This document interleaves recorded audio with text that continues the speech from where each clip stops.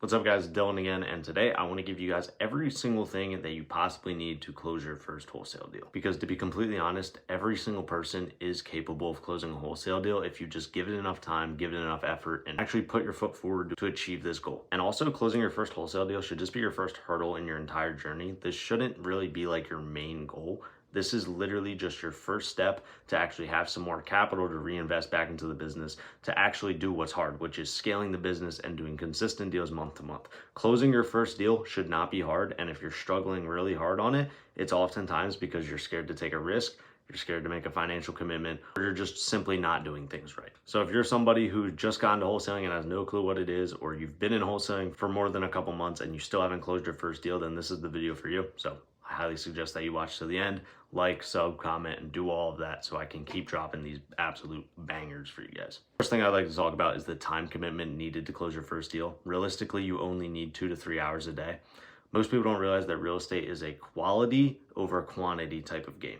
You're not going to spend 10 hours a day cold calling. You're not going to spend all of your waking hours cold calling because it makes no sense to do that. You're simply going to generate leads with the money that you do have, spend all the rest of your waking hours actually working a job to make more money, to buy more leads, and then just getting better and better at your closing skills so you can actually close those leads. Anyone who tells you or tries to sell you on the fact that you need to be cold calling to close your first deal is wasting your time, because when you do that, you're basing it off of luck. You're basing it off that lucky lead that hopefully falls into your lap that ends up being a deal. And sometimes it does happen. I'm not gonna lie, I have heard it happen. But for me, from personal experience, I did not get lucky. I spent 8 hours a day for 7 months straight cold calling, just putting my head to the grindstone and just praying that I would get a good lead, and it never happened. So I'm not gonna recommend anyone else to do that because I know how bad that sucked when I was wasting $200 every single month on a dialer and leads that never actually converted and never actually made me money. So realistically, your time commitment directly correlates with how much money you have to invest in this business. So if you're only investing $1,000 a month in marketing, you're not going to have more than 2 to 3 hours a day worth of leads to be calling. But if you're investing $10K a month on something like Facebook ads, then yeah, you're going to be generating enough leads for you and maybe another person to have full-time acquisition jobs. So remember, your financial commitment is directly tied to your time commitment, which is what we'll get into next. Guys, do not try and get into wholesaling nowadays for free. That is a big point I would like to make. You can learn the business for free, by all means you can, but you don't want to try and actually make money and start running the business unless you have at least $2,000 to $3,000 to play around with. The reason why I put it at that number is because that gives you enough flexibility to invest in not only marketing, but knowledge and stuff that will get you closer to closing the first deal easier. I know there's a bit of skepticism in the market about paying for information, but coming from someone who got scammed for $5,000 when I first started, I can tell you that paying for information is one of the most important things you could possibly do.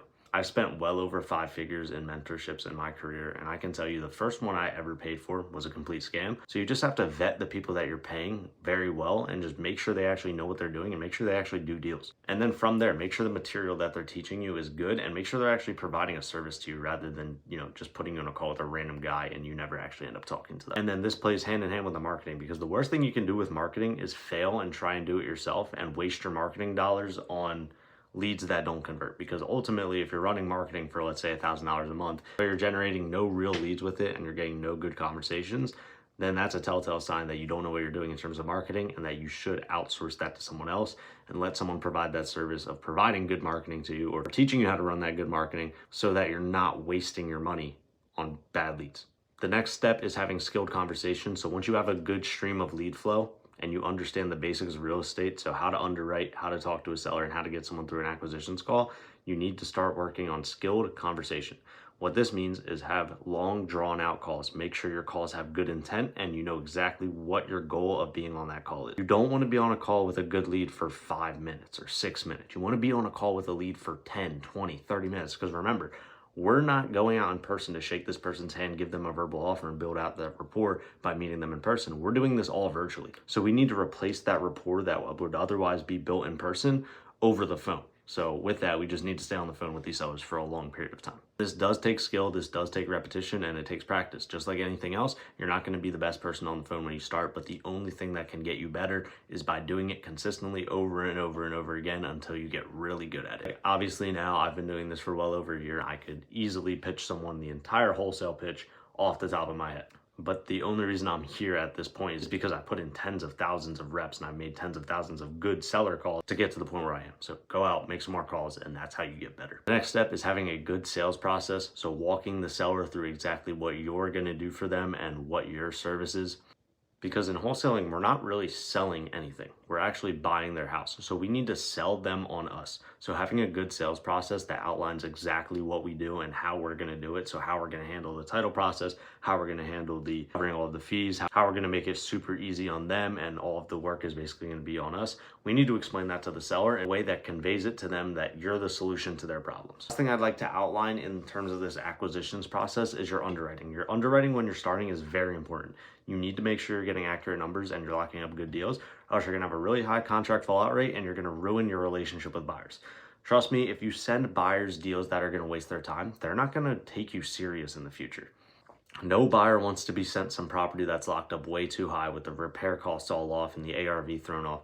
Make sure you're getting good ARVs and make sure you're getting good numbers. That's why it's also important to have someone in your circle that can double check your numbers so that you're not locking up these properties too high and wasting the seller's time. Potentially, if you don't know what you're doing with their contracts, risking getting yourself sued, and then also not destroying your relationship with buyers because they're not going to take you seriously anymore. So make sure you're locking up properties with the 0.7 times ARV minus repairs minus assignment fee rule, and then you should be good. Make sure you're running good comps and make sure you're being, realistic with your numbers. Like, don't use the highest possible comp to gauge ARV for your property. Use the average of the highest, priced comps. Once you master all this, your first deal should just fall into your lap with time. If you work on your acquisition skills every single day, if you work on your underwriting skills every single day, and you just show up and keep your system organized and keep your system flowing with leads, you're gonna get to the point where eventually you get a contract that falls into your hands.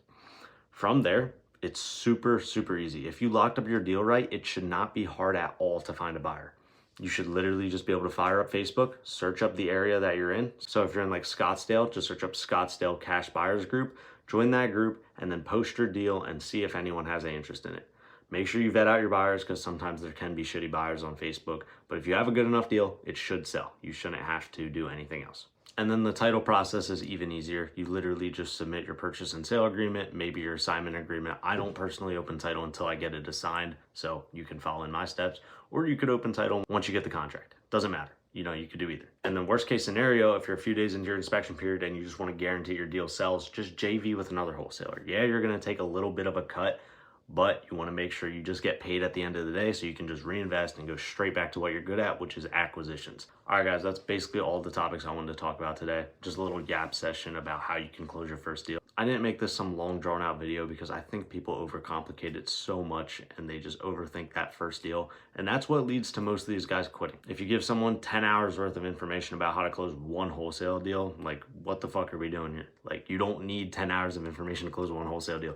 Just go out there, figure it out, take a risk, invest some money, and you will close a deal. You'll figure it out, trust me. We're not teaching rocket science here. Like, we're fucking doing a real estate transaction for like 10 grand. The average timeline to close your first deal with no guidance is about 5 to 6 months. I'd say that's pretty average, and it will probably cost you anywhere from 2 to 3 grand. With proper guidance, you could probably get it done in 3 to 4, I would say. But as always, that's going to be it for this video. If you guys want to apply for the agency to work directly with me, where I set up all of your systems, I set up all your marketing, and I make sure you close your first deal and get a return on your investment literally guaranteed within 90 days, then just apply down below, book a call with our team, and I'll have one of my guys call you. But other than that, like, sub, comment on the YouTube video. Let me know what I should do next as far as these YouTube video ideas. And yeah, boys, I'll see you guys in the next one.